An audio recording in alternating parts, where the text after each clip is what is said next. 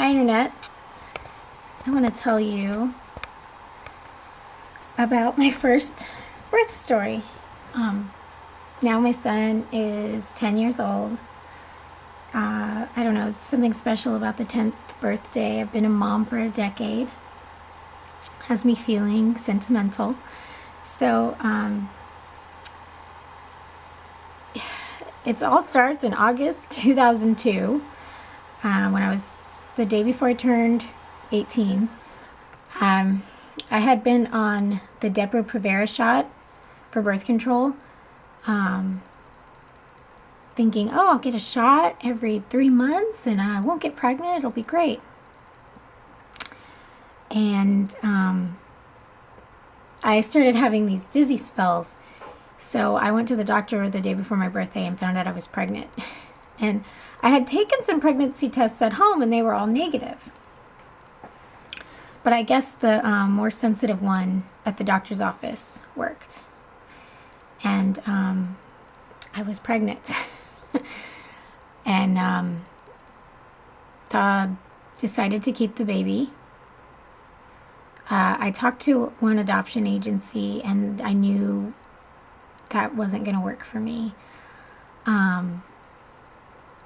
I wanted to be a mom since I was 3. And I knew I would do everything I could to take care of this baby. And that's what happened. And so I was due April 21st, 2003. And my mom threw me a baby shower April 12th. And it was an outdoor baby shower at a park. And it was actually not very good weather for Phoenix, Arizona. But I remember it being kind of chilly, but it was still really fun.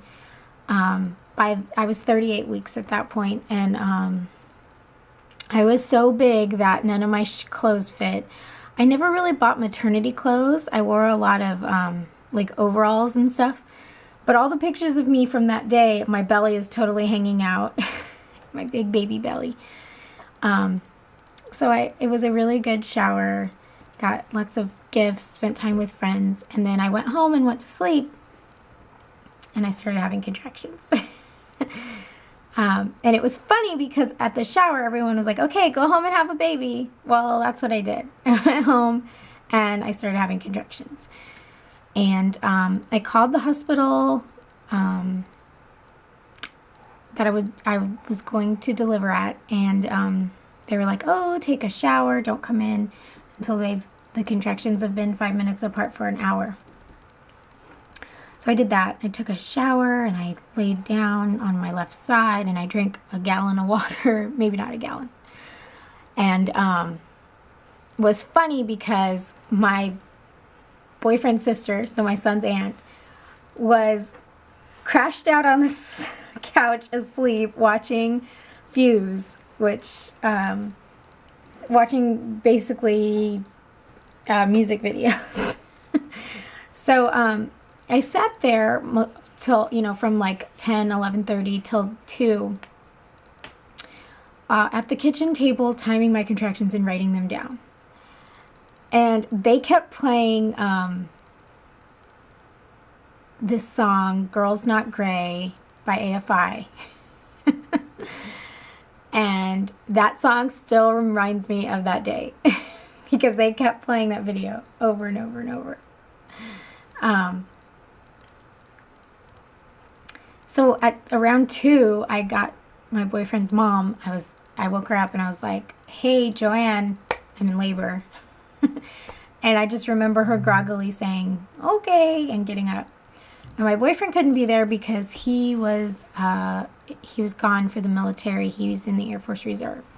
And he was in Texas at the time. And we lived in Phoenix.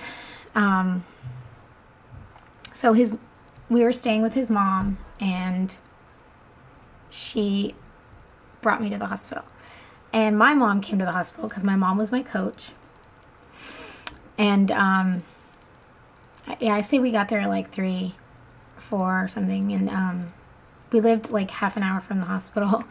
We got there, and the contractions at this point slightly hurt, but like I can't talk through them, but you know, I'll stop whatever I'm doing during the contraction, but in between contractions, I was still good. I was like, yeah, you know, I was excited. I'm having a baby. I read every book I could possibly get my hands on about labor, birth, parenting. So I felt like I knew everything, but really I didn't. I mean, who knows everything at 18? I didn't. But most 18-year-olds think they do. So the nurse turns to the other nurse and goes, oh, this little girl's in labor. And I was pissed. I was like, what? I'm 18. But they admitted me. And so they admitted me, and I was at a 4, dilated to a 4. And they admitted me. I mean, I've had some friends now who say they didn't admit them at 6, but I was actively having contractions 5 minutes apart and stuff, so maybe that's why they admitted me. But it all went really smooth.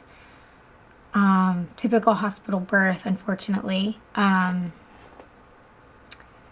I got my epidural soon after that because it was either then or never, because the anesthesiologist had to go to C-section.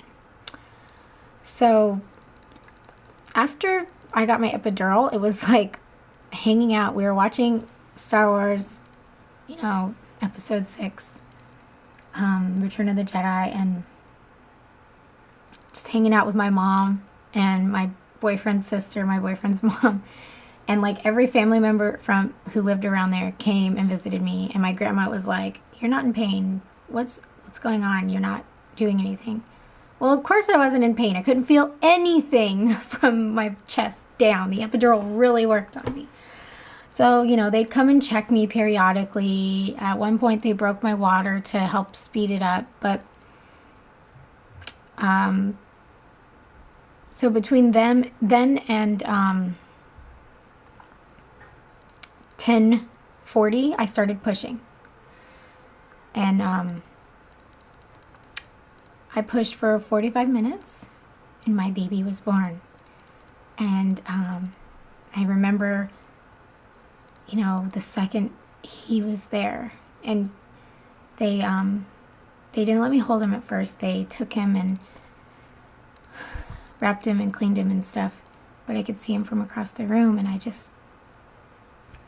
started crying. I was so happy. And my mom looks at me and she goes, my mom calls me Jeannie. Jeannie, why are you crying? Mom, I just had a baby. That's what I said.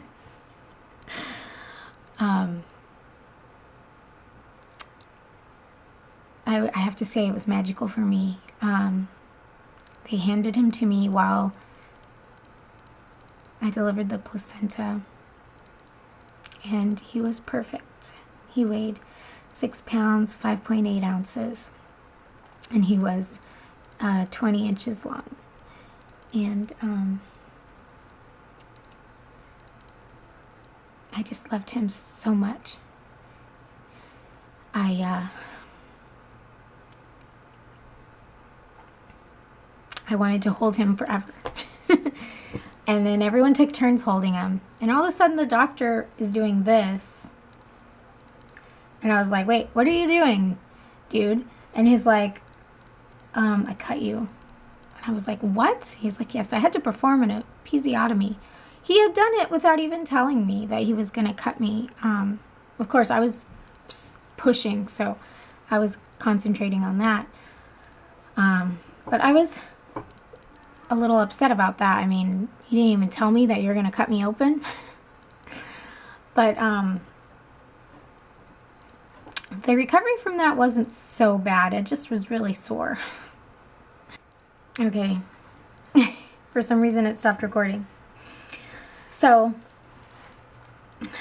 yeah, I mean, that's the story of my little Eric's birth. I named him Eric David after a good friend who passed away, and my favorite cousin who also passed away before his birth. The thing I hated about it was that they that next morning, they, at like 2 or 3, they took him away and to do a hearing test. And I was all alone. My mom, everyone had left me alone in the hospital. Nobody wanted to stay. They took him to do a hearing test, and I was like, I called the nurse after 2 or 3 hours, and I was like, I need to feed my baby again. And they never brought him to me. Turned out they had just given him formula. And I was like, what? I was pretty devastated at that point.